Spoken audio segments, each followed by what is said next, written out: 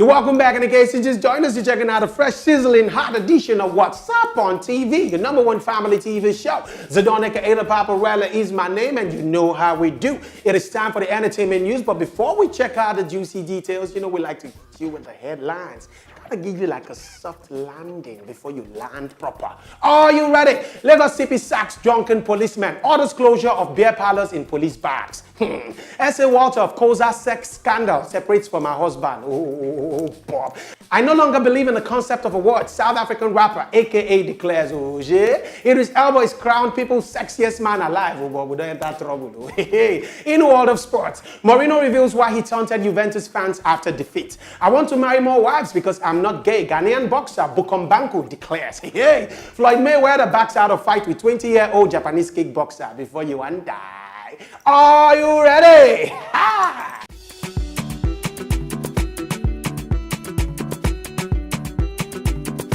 The Lagos State Commissioner of Police, Edgar Limomi, has dismissed the policeman who appeared in a viral video showing the policeman in a drunken state. The policeman, identified as Inspector Kadima Hussaini, was dismissed after an orderly room trial by the Lagos State Police Command. The Commissioner of Police also ordered the closure of all beer parlors in police barracks across the state. In order to prevent the reoccurrence of this type of incident, Edgar Limomi directed the officer in charge of the Command Provost section to embark on a tour of all police formations and barracks within the state with a view to identifying and shutting all beer parlors within the police community. There was spoil market for some people because I don't know where I want that from. So all those people where they say beer now, what happened to them? What did they want to do? Because of one person now we know if controlling alcohol now, business don't spoil for how many people, millions, thousands of people where they earn source of living from this thing inside barrack. That is why we should always consider our actions. We should think, you want drink, don't do above your limit. Alcohol, they don't drink since the beginning of time and before man even come into existence. Dinosaurs, they drink alcohol. But why man now begin to drink alcohol now? You drink small, you go drink past what you're supposed to drink now, you get it for now. You don't spoil market now for so many people. My pay me shall, but moving on, let's move on. If not waiting, you go take to protect us well. Edgar Mommy, kudos to you. Still in the news, S.A. Walter, the lady involved in a sex scandal a few years ago with Pastor Biodu Fatoyibo of Koza Church, has opened up on her separation from her husband, Benny Ark. She made the revelation on Facebook after her fans asked for a confirmation that she has split from the man she married in 2013, a year after the sex scandal. According to her, she had to open up because she got fed up with pretending and using silence to keep the news away from the public. She further stated that trust was an issue in her marriage as she saw her husband as just a man in the house with no connection to her and their child. She, however, stated that she and Benny Ark have remained friends since the separation and that she looks better now without him. She looks and feels better. Well, I don't know what to say, man. You know, separation is a very sensitive issue. At least they're separated now. They're not fully divorced yet. So who knows, man? In a few weeks' time, emotions are very funny things. You might start missing him again.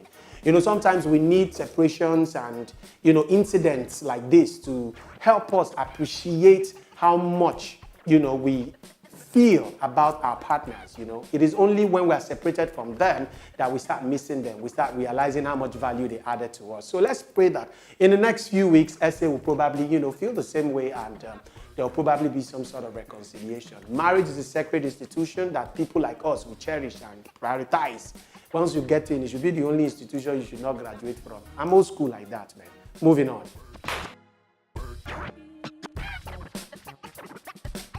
South African rapper aka has stated that he no longer believes in the concept of awards due to personal reasons. In a Twitter rant, the light-skinned rapper declared that he doesn't need awards to validate what he does. According to him, legendary musicians like Tupac and Bob Marley never won Grammys but are still relevant today. To him, the greatest awards is when his music is seen as a delight to people.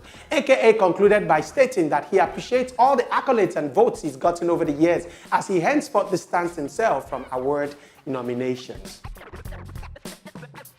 Well, I mean, it's very easy for naysayers and bad belly people to say that now because you know win, I may you talk on this one. As well, like 1 million people don't talk about it as they land. You know, but I know how these things can hurt. You know, being a performing artist myself too, I know it can be really, really sad and very heartbreaking when you put in a lot of work and you see categories and you're not being nominated. How much more even winning it? And even when you're nominated, you don't even get to win. There was a year, I think AK was nominated, I think in like 4 or 5 categories. That was the South African Music Awards, and he didn't even win any one. But AKA, well, a lot of people have complained about your attitude. They say you did too proud, too arrogant.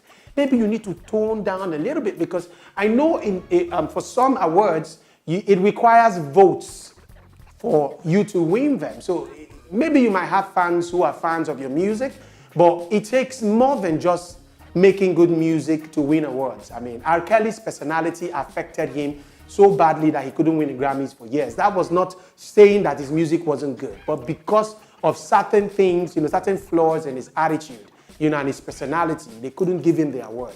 So maybe you need to work on you, not your music now, okay? This is just a friendly advice. I'm a big fan, love your music, and I think your music is great. But if you want to win awards, I mean, come on, just work on that personality a little bit. Moving on. British actor Idris Elba has been crowned People's Sexiest Man Alive. The 46-year-old father of 2 and member of the Order of British Emperor started off as an athlete during his boyhood days in London, playing first-string football, basketball, cricket, hockey, and rugby. Wow. He later switched into acting and has since starred in a couple of Hollywood hit movies. Idris Elba, the 33rd Sexiest Man Alive, joins a list of Hollywood's hottest stars, starting with Mel Gibson in 1985. What can we say? The man is a sports icon. He's also a DJ, for those of you who don't know. Idris Elba does all. As my Ghana brothers would say, Charlie, you do all. This Charlie has been doing all since 1950. Now you don't count now so my woman don't go let me hear what Idris Elba, now don't be sexiest man alive. I don't go hear what now. We no go hear what we don't die. Idris Elba. I won't say too much. I'm a big fan of Idris Elba though, and I love his movies. I'm actually watching one at the moment. I never finish them. I'll tell you what the title is, because I don't forget as I do here.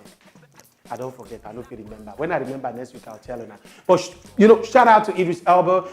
He has had a wonderful year. He's been doing fantastic work. In the last 2 years, he's done some of the greatest movies. And honestly speaking, I think being crowned the sexiest man alive is an icing on the cake, more feathers to his heart, and we wish you more success in your career. Moving on.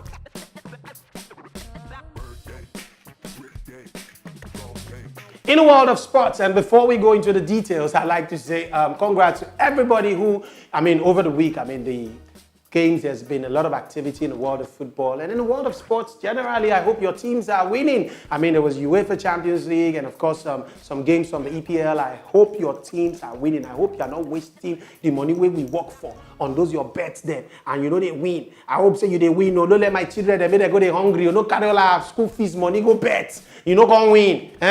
All right, let's move on.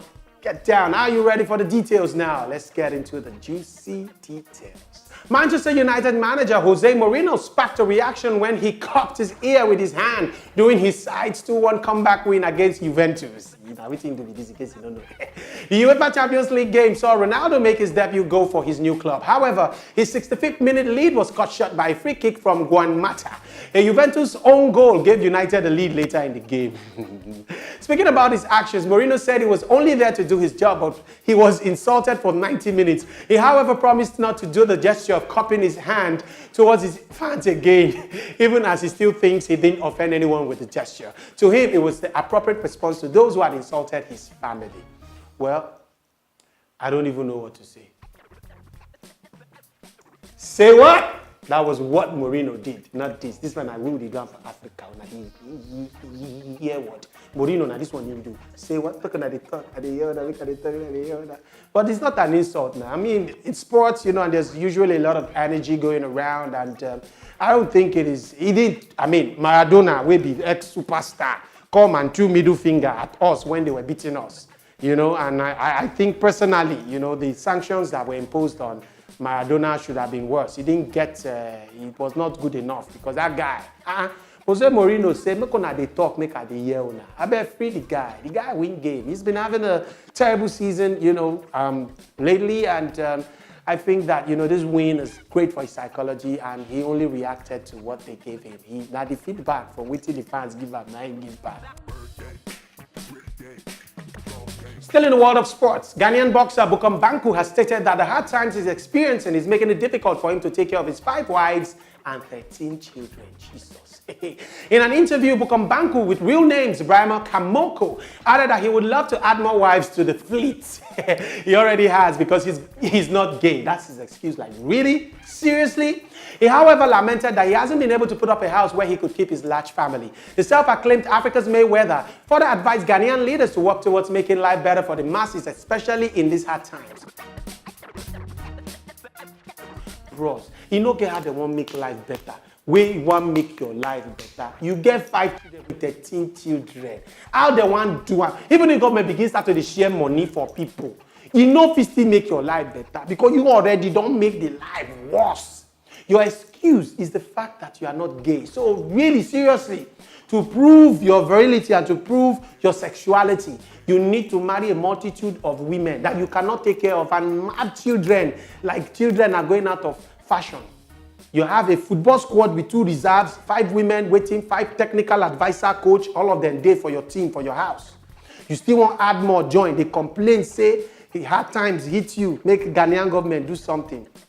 Bros, you need deliverance. And the deliverance where you need them from, you need to come to Nigeria. Because now we they do that kind of deliverance. Now no get out from there. We know the deliverance we want to get for our side. The kind of deliverance where you need. They need to carry you go, Shogbo. Carry you go that side where we could leave matter. Finally, in the world of sports, Floyd Mayweather has backed out of a fight with 20-year-old Japanese kickboxer Teshin Nasukawa. The 41-year-old has initially confirmed the bout for 31st of December 2018 during the press conference, which took place in Tokyo. It was also understood that he signed with Japanese mixed martial arts promotions company Rizin Fighting Federation. After the announcement, his enemies, 50 Cent, Conor McGregor, and many others blasted him for agreeing to fight a younger kickboxer.